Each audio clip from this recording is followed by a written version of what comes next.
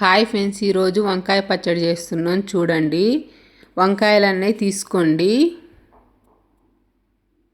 Water తీసుకోండి. వాటర్లో కొంచెం సాల్ట్ వేసి తీసుకోండి.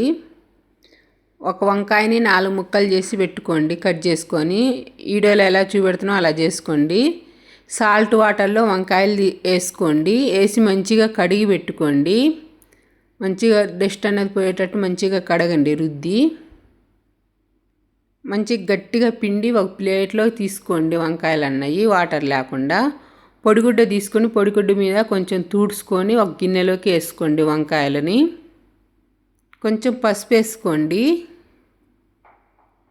కొంచెం కారం వేయండి.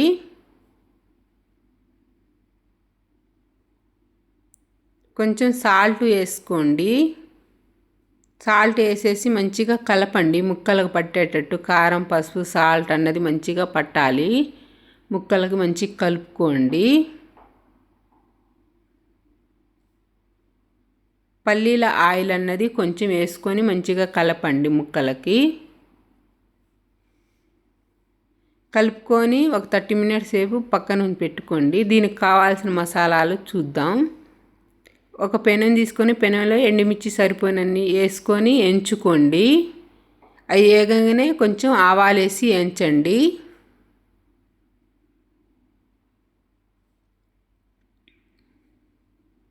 కొంచెం జీలకర్ర వేయండి. కొంచెం ధనియాలు వేసుకోండి. వేసి మంచిగా కలపండి.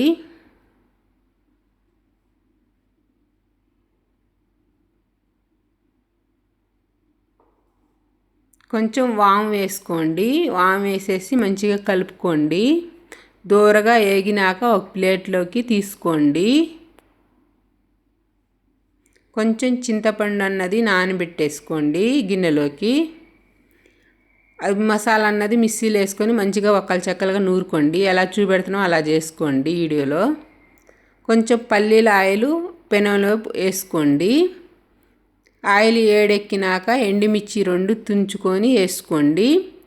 కొన్ని మెంతులు, కొన్ని ఆవాలు, కొంచెం సోపు, కొంచెం జీలకర్ర వేసి వేయించనియండి. ఈ క్లిప్ అన్నది మిస్ అయింది, నేను చెప్పినవి వేసుకోండి. మంచిగా కలపండి. వంకాయలు ఇప్పుడు వేసుకోండి. తాలింపులోకి వేసుకొని మంచిగా కలపండి. కోసేపు మగ్గనియండి.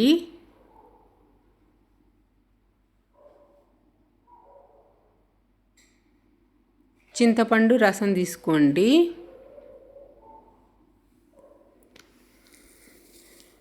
కోసేపు మంచిగా మగ్గనియండి.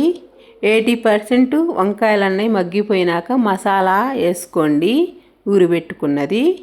వేసి మంచిగా కలపండి, వంకాయ ముక్కలకు పట్టేటట్టు.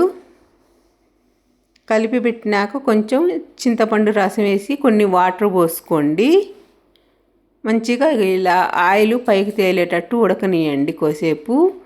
పులుపు అన్నది వంకాయ ముక్కలు బట్టి మంచిగా ఉంటుంది పచ్చడి అన్నది.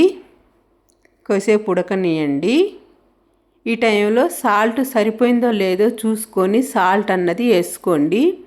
సాల్ట్ వేసేసి మంచిగా కలపండి. కొంచెం కొత్తిమీర వేసుకోండి. కొత్తిమీర వేసేసి మంచిగా కలపండి. కోసేపు ఉడకనియండి. వంకాయ పచ్చడి అన్నది రెడీ అయింది. రైస్లోకి కొంచెం వేడి రైస్లోకి కొంచెం నెయ్యి వేసుకొని తినేస్తే బాగుంటుందండి వంకాయ పచ్చడి. వీడియో అన్నది చూడండి, ఒకసారి ట్రై చేయండి, బాగుంటుంది.